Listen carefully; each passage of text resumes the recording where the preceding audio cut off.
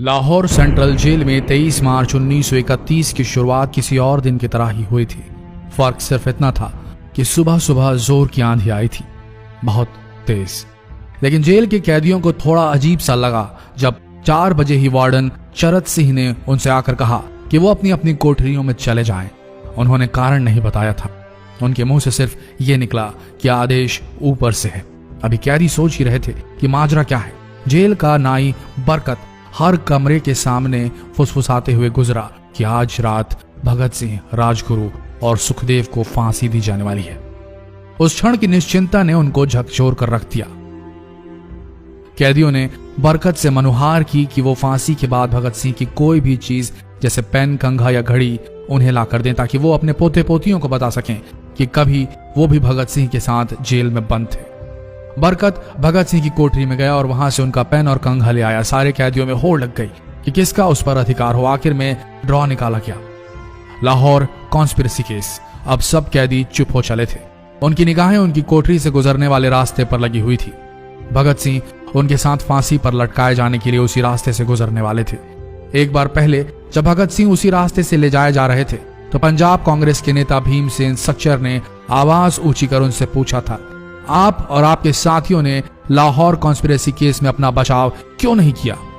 भगत सिंह का जवाब था, इनकलाबियों को मरना ही होता है क्योंकि उनके मरने से ही उनका अभियान मजबूत होता है, अदालत में अपील से नहीं।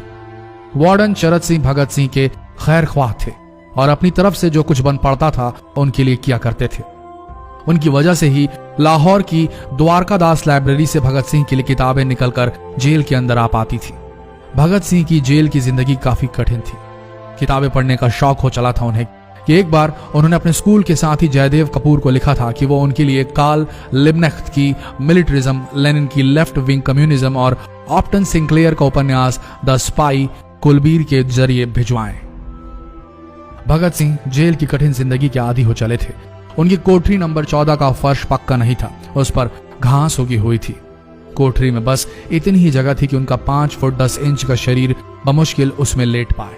भगत सिंह को फांसी दिए जाने से 2 घंटे पहले उनके वकील प्राणनाथ मेहता उनसे मिलने पहुंचे। मेहता ने बाद में लिखा कि भगत सिंह अपनी छोटी सी कोठरी में पिंजड़े में बंद शेर की तरह चक्कर लगा रहे थे।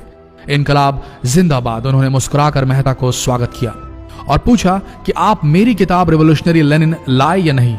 जब मेहता ने उन्हें किताब दी तो वे उसे उसी समय पढ़ने लगे मानो उनके पास अब ज्यादा समय न बचा। मेहता ने उनसे पूछा कि क्या आप देश को कोई संदेश देना चाहेंगे। भगत सिंह ने किताब से अपना मुंह हटाए बगैर कहा, सिर्फ 2 संदेश, साम्राज्यवाद मुर्दाबाद और इनकलाब जिंदाबाद। इसके बाद भगत सिंह ने मेहता से कहा कि वो पंडित नेहरू और सुभाष चंद्र बोस को मेरा धन्यवाद पहुंचा दे जिन्होंने मेरे केस में गहरी रुचि ली थी।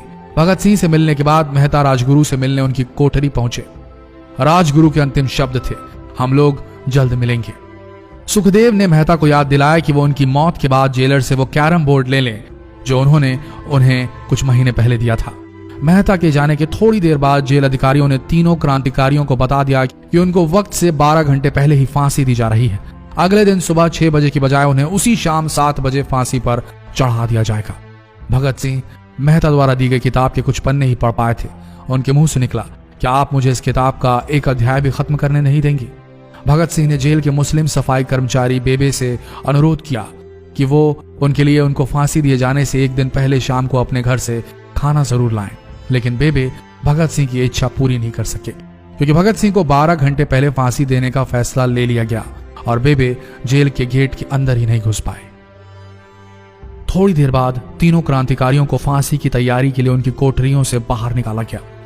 भगत सिंह, राजगुरु और सुखदेव ने अपने हाथ जोड़े और अपना प्रिय आजादी गीत गाने लगे।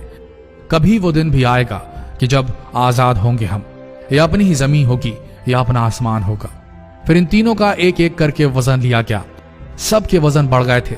इन सब से कहा गया कि अपना आखिरी स्नान करें। फिर उनको काले कपड़े पहनाए गए लेकिन उनके चेहरे खुले रहने दिए गए। चरत सिंह ने भगत सिंह के कान में फुसफुसा कर कहा कि वाहे गुरु को याद करो। फांसी का तख्ता भगत सिंह लिए बोले, पूरी जिंदगी मैंने ईश्वर को याद नहीं किया। असल में मैंने कई बार गरीबों के कलेश के लिए ईश्वर को कोसा भी है। अगर मैं अब उनसे माफी मांग लूं तो वो कहेंगे कि इससे बड़ा डरपोक कोई नहीं। इसका अंत नजदीक आ रहा है, इसलिए ये माफी मांग रहा है। जैसे ही जेल की घड़ी ने 6 बजाया, कैदियों ने दूर से आती कुछ पद चांपें सुनी। उनके साथ भारी बूटों के जमीन पर पड़ने की आवाजें भी आ रही थी। साथ में एक गाने का भी दबा स्वर सुनाई दे रहा था। सरफरोशी की तमन्ना अब हमारे दिल में है। सभी को अचानक जोर जोर से इनकलाब जिंदाबाद और हिंदुस्तान आजाद हो के नारे सुनाई देने लगे। फांसी का तख्ता पुराना था, लेकिन फांसी देने वाला काफी तंदुरुस्त। फांसी देने के लिए मसीह जल्लाद को लाहौर के पास शाहदरा से बुलवाया गया था। भगत सिंह इन तीनों के बीच में खड़े थे। भगत सिंह अपनी मां को दिया गया वो वचन पूरा करना चाहते थे कि वो फांसी के तख्ते से इनकलाब जिंदाबाद का नारा लगाएंगे। लाहौर जिला कांग्रेस के सचिव पिंडी दास सोंधी का घर लाहौर सेंट्रल जेल से बिल्कुल लगा हुआ था। भगत सिंह ने इतनी जोर से इनकलाब जिंदाबाद का नारा लगाया कि उनकी आवाज सोंधी के घर तक सुनाई थी। उनकी आवाज सुनते ही जेल के दूसरे कैदी भी नारे लगाने लगे। तीनों युवा क्रांतिकारियों के गले में फांसी की रस्सी डाल दी गई, उनके हाथ और पैर बांध दिए गए। तभी जल्लाद ने पूछा, सबसे पहले कौन जाएगा? सुखदेव ने सबसे पहले फांसी पर लटकने की हामी भरी। जल्लाद ने एक एक कर रस्सियां खींची और उनके पैरों के नीचे लगे तख्तों को पैर मारकर हटा दिया। काफी देर तक उनके शव तख्तों से लटकते रहे। अंत में उन्हें नीचे उतारा गया और वहां मौजूद डॉक्टरों लेफ्टिनेंट कर्नल जे नेल्सन और लेफ्टिनेंट कर्नल NS सोंधी ने उन्हें मृत घोषित किया।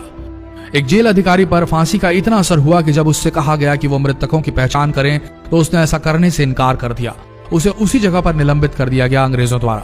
एक जूनियर अफसर ने यह काम अंजाम दिया। पहले योजना थी कि इन सब का अंतिम संस्कार जेल के अंदर ही किया जाएगा, लेकिन फिर यह विचार त्यागना पड़ा जब अधिकारियों को आभास हुआ कि जेल से धुआं उठते देख बाहर खड़ी भीड़ जेल पर हमला कर सकती है। इसलिए जेल की पिछली दीवार तोड़ी गई। उसी रास्ते से ट्रक जेल के अंदर लाया गया और उस पर बहुत अपमानजनक तरीके से उन शवों को एक सामान की तरह लाद दिया गया। पहले तय हुआ था कि उनका अंतिम संस्कार रावी के तट पर किया जाएगा, लेकिन रावी में पानी बहुत ही कम था, इसलिए सतलज के किनारे शवों को जलाने का फैसला लिया गया। उनके पार्थिव शरीर को फिरोजपुर के पास सतलज के किनारे लाया गया। तब तक रात के 10 बज चुके थे। इस बीच उप पुलिस अधीक्षक कसूर सुदर्शन सिंह कसूर गांव से एक पुजारी जगदीश अचरज को बुला लाए।